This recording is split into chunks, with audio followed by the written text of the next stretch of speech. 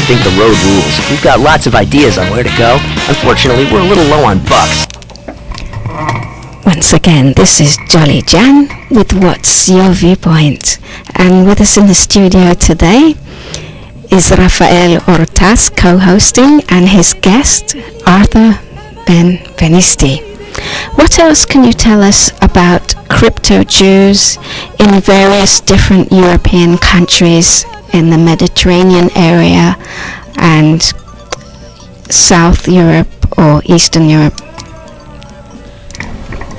Well, in Spain, interestingly, Rabbi Baruch Garzon, who was the chief rabbi of Spain, told some stories. When I was in Spain in 1992 for the 500th anniversary of the expulsion of the Jews, we had some ceremonies there. He told... What year was that again? 1992. The expulsion was 1492.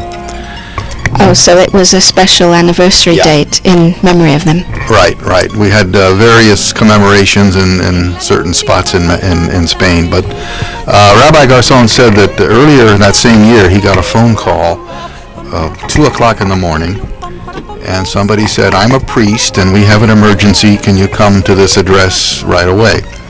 So the rabbi got dressed and went there. And he met the priest, and the rabbi says, "What's the problem?"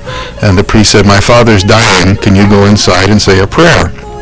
And the rabbi said, "But you're a priest. Why don't you say the prayer?" The priest said, "My father won't let me. He told me to call a rabbi." And he said, "When I die, to call a rabbi also."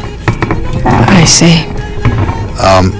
We found a number of cases. Well, there's you might be familiar with the book by the late Trudy Alexi, who lived in Tarzana here in Los Angeles. The book is called The Mezuzah in the Madonna's Foot. Mezuzah in Madonna's Foot? Mezuzah in the Madonna's Foot. And you're not talking about Madonna, the music artist? No. A priest here in the United States, and he wanted to remain anonymous, so Trudy would not divulge who he was, but his family were secret Jews, and he was practicing Judaism, and he had in his home a statue of the Madonna near the door. As they entered and left, they would kiss the foot of the Madonna, but in the foot was hidden a mezuzah.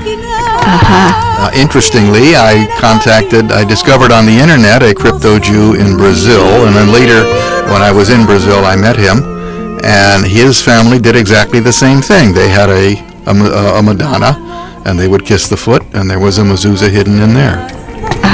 So little did the other people who were observing know what they were doing, but they were actually honoring Hashem, our God, Lord, and the Shema is inscribed in there. Shema Israel, Adonai Eloheinu, Adonai Echad, which means, "Hear, O Israel, the Lord our God, the Lord is one." Interestingly, when in this town of Belmont that I mentioned earlier, this Jewish mining engineer, when he found these people, he told them that he was Jewish, and they didn't believe him. They thought they were the only Jews in the world.